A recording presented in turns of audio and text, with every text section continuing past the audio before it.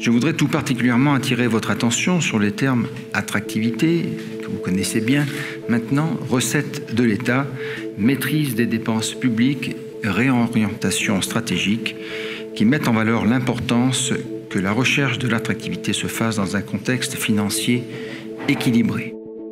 Il s'agit d'un formidable défi que j'ai décidé de relever et que, sachant pouvoir compter ainsi sur votre aide, ensemble, nous pourrons remporter. Le CSA a commencé en 2011. C'est un magnifique exemple de participation entre le public et le privé sur une trentaine de personnes qui s'engagent auprès de la principauté pour la faire vivre, pour la faire grandir, pour la rendre plus attractive et par amour aussi de cette principauté. C'est une demande du prince de donner un éclairage sur comment est-ce qu'on doit évoluer et comment évoluer pour le meilleur. Et on est tous volontaires. Il y a vraiment un dialogue dans un intérêt commun qui est l'attractivité du pays et pas la défense d'intérêts catégoriels, que ça puisse être les avocats, les banquiers, la Fédération des entreprises monégasques ou d'autres, ou le gouvernement et les fonctionnaires entre eux. C'est un organisme apolitique, c'est une sorte de think tank, c'est un organisme qui regroupe des personnalités de différents horizons de la principauté, dont beaucoup de personnes issues de la société civile. Qui ont tous un point commun, c'est qu'ils exercent, ils vivent, ou ils ont un lien avec des activités à Monaco. Pour qu'ils apportent au niveau économique, social ou culturel leur avis et leur savoir-faire. Et puis bien sûr de faire remonter vers le gouvernement, vers les pouvoirs publics, des idées d'amélioration, des idées, je dirais, qui viennent du terrain. Vous savez, je crois qu'aujourd'hui, on vit une période où il ne faut pas s'endormir. Il faut que Monaco soit attractif sur tous les plans. C'est l'émulation collective des intelligences qui vont mener à l'élaboration de projets vers une amélioration de la qualité de vie à Monaco et également de son attractivité. Et dans tous les cas, véritablement, amener pour les Monégasques et les résidents de la principauté à des résultats concrets dans leur vie de tous les jours.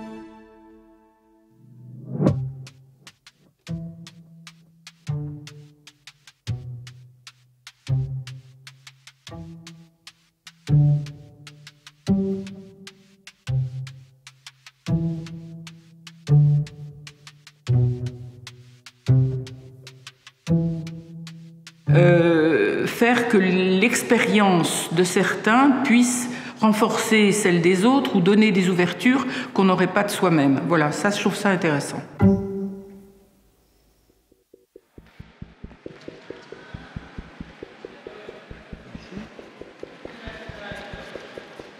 Depuis 2011, le Conseil stratégique de l'attractivité se réunit et en particulier la commission qualité de vie que j'ai le plaisir de coordonner.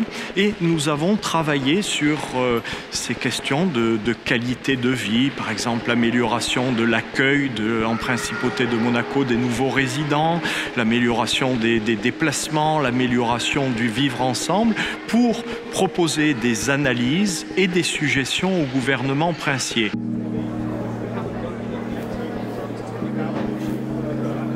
Alors moi j'étais dans le domaine du tourisme et de l'attraction justement de Monaco dans tous ces domaines. Mais vous savez, le tourisme, c'est l'expérience de quelqu'un qui arrive. Et donc, toutes ces expériences, elles doivent être vécues au mieux. Et je pense que dans cette commission, nous avons essayé de faire en sorte que, précisément, cette expérience, elle soit enrichie. Que chaque personne qui vienne à Monaco puisse y trouver vraiment le cadre idéal. Et puis, comme vous le savez, comme le Grimaldi Forum a également une activité culturelle assez soutenue, j'ai également participé à un certain nombre de réunions pour essayer de faire que Monaco soit plus attractif sur un plan culturel. Alors je crois que c'est art et marché de l'art. Je crois que c'est mêlé, si vous voulez. Il y a à la fois l'institution et le commerce. Et ça, c'est intéressant aussi parce que, bon, c'est compliqué, parce qu'on n'a pas tous le même regard sur, si vous voulez, qu'est-ce que la culture, qu'est-ce que l'art, qu'est-ce qu'on doit montrer, qu'est-ce que ensuite des gens peuvent avoir l'envie, l'intérêt de vendre, disons aussi. Donc très souvent, si vous voulez, les musées étaient extrêmement séparés du milieu des galeries. Donc une des questions à court terme dont nous discutons au sein du Conseil stratégique pour l'attractivité, en y associant bien entendu le Conseil national et les personnalités, en tout cas les élus concernés, c'est la question du droit de suite. Je suis dans toutes les commissions parce que nous sommes co-législateurs et du coup nous devons voter les lois du budget et nous sommes également en cours de travail sur le droit de suite qui est l'amélioration de la réglementation sur le droit de suite qui est quand même assez important pour les acteurs de la place. Ce qui permettrait à Monaco d'accueillir et d'attirer à nouveau des acquéreurs, des collectionneurs et tout un écosystème de l'art qui aujourd'hui est plutôt dans d'autres capitales que la principauté.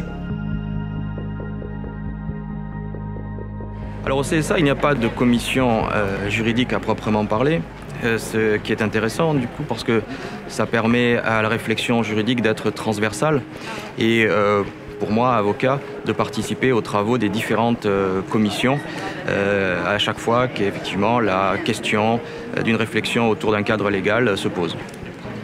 Un premier exemple qui me vient à l'esprit, c'est la loi sur le droit international privé. Le CSA avait émis des propositions concernant notamment la possibilité pour les résidents d'appliquer leur loi nationale d'origine dans le cadre de leur régime successoral, et c'est un souhait qui a été entendu par le législateur. Alors, l'atelier philanthropie est un atelier un peu particulier parce qu'il y a deux catégories de considérations. D'une part, des considérations très, très concrètes, je dirais immédiates, sur le statut des fondations notamment, et la façon dont le cadre juridique actuel que l'on trouve en principauté pourrait être amélioré pour encourager justement la participation des résidents ou des non-résidents à des œuvres, des entreprises caritatives ou philanthropiques trouvant leur initiative à Monaco. Et puis il y a un deuxième niveau sur lequel pour le moment nous sommes un petit peu en retard, qui est, en prenant plus de recul, de voir comment, d'une manière générale, on pourrait, de manière plus large, encourager Monaco ou je dirais, promouvoir l'image de Monaco comme étant une place, un centre en Europe, dans le monde, pour la philanthropie, pour les œuvres caritatives. En fait, quand on interroge les personnes qui s'installent à Monaco ou dans un pays n'importe lequel, on se rend compte qu'il y a trois critères qui comptent principalement pour eux. Le premier, c'est la sécurité. Le deuxième, c'est l'éducation. Et le troisième, c'est la santé. Je ne vous les fais pas par ordre d'importance, évidemment. Donc il était extrêmement important qu'on puisse démontrer qu'à Monaco, l'offre de santé était à la fois satisfaisante, mais même meilleure qu'ailleurs. La médecine évolue très très vite et ça, je pense qu'on n'en a pas vraiment conscience. Il faut s'imaginer quelque chose, c'est que quand on a écrit le programme en 2010, les robots chirurgicaux n'existaient pas. On a déjà un robot depuis 3 ans.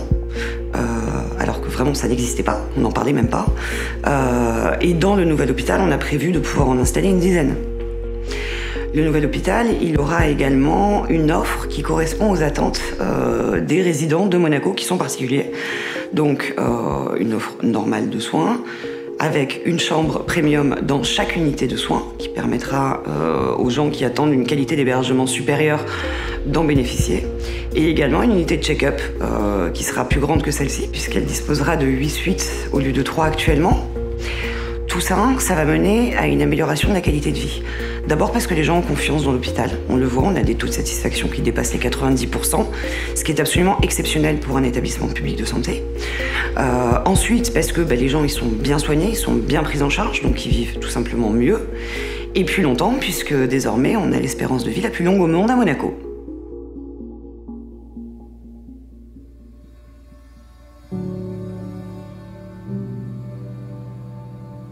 Alors bien sûr, ça fait quelques années que cette commission existe et je trouve tout à fait légitime qu'il y ait, parmi toutes les commissions, qu'il y ait une commission sur le yachting.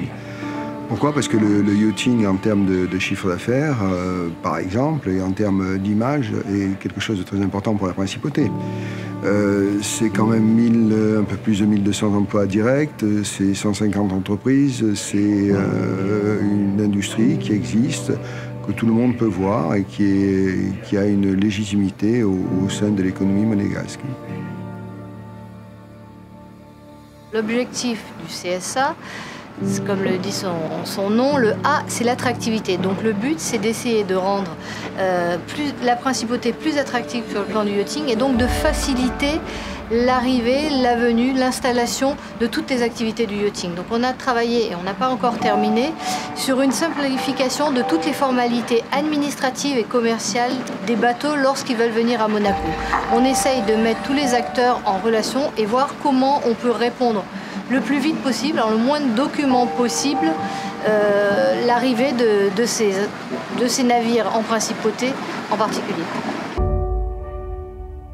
De l'autre côté, je pense qu'il était intéressant de regrouper aussi les acteurs économiques, et ça s'est fait sous la forme de clusters. Et là, on a les plus grandes entreprises de Monaco qui se réunissent régulièrement, qui travaillent, qui font des propositions, qui organisent des meetings 2 ou 3 fois par an, avec une journée du cluster, avec un spring pop-up, avec différentes choses qui sont, à mon avis, aujourd'hui très appréciées par l'industrie.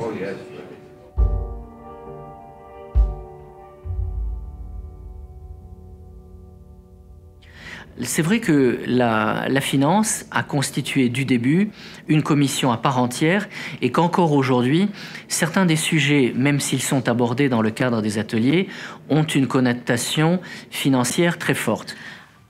Réflexion sur l'avenir de la place, sur ces 30 et quelques banques et cinquantaine de sociétés de gestion, mais aussi des nouveaux clients pour essayer de les attirer et de faire en sorte qu'ils banquent de plus en plus avec Monaco et déposent des avoirs. Le bien-être des salariés qui sont dans ces institutions. En même temps, trouver les angles législatifs qui permettront d'apporter de nouveaux produits et de nouveaux services pour nos clients de demain.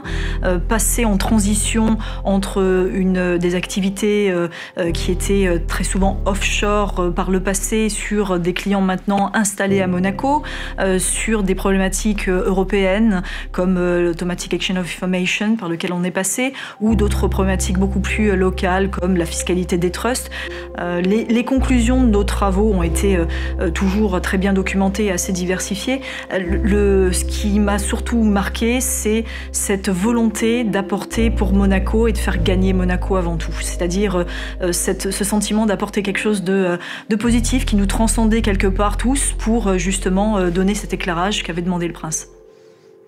Je parlerai finance, mais je parlerai aussi économie, puisque le département que je dirige aujourd'hui, c'est le département des finances et de l'économie. Et peut-être qu'un des premiers résultats concrets qui a été mis en œuvre à l'initiative du CSA, en suivant un certain nombre de préconisations des membres, c'était en fait un service numérique qui s'appelle Monaco Welcome. Un certain nombre de services et d'informations disponibles sur votre smartphone qui vous aide à mieux vivre et mieux comprendre la principauté. Si vous voulez, c'était un peu l'ancêtre de ce que nous faisons aujourd'hui au niveau du gouvernement dans le domaine de la Smart City.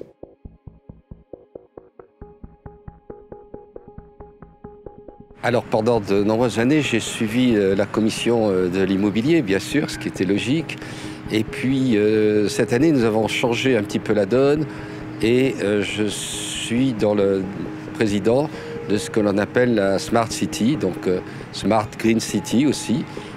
Disons, si on veut faire quelque chose qui soit original, qui soit novateur, il faut mieux aller vers les jeunes. Donc nous avons travaillé sur de nombreuses séances de communication, de travail avec l'IUM, donc et notamment 2 groupes de jeunes, un groupe anglo-saxon et un groupe de langue française. Il y a une première expérience en mai 2018 qui a été menée où les étudiants sont venus parler de leur perception de la qualité de vie à Monaco. Ils ont expliqué un peu leur vie d'étudiants, voire un peu en matière de transport en commun. Ils ont aussi émis le souhait, pourquoi pas, d'une carte d'étudiant un jour à Monaco. Donc c'était déjà des réflexions assez intéressantes et productives.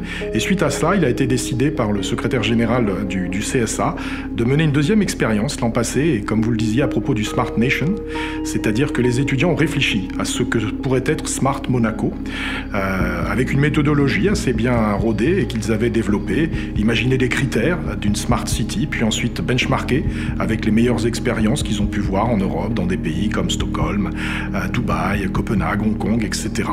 Et puis ils ont mené une enquête auprès des populations qui vivent à Monaco, que ce soit des résidents, des touristes, des étudiants, des professionnels, avec des résultats assez intéressants, des recommandations aussi pour le futur.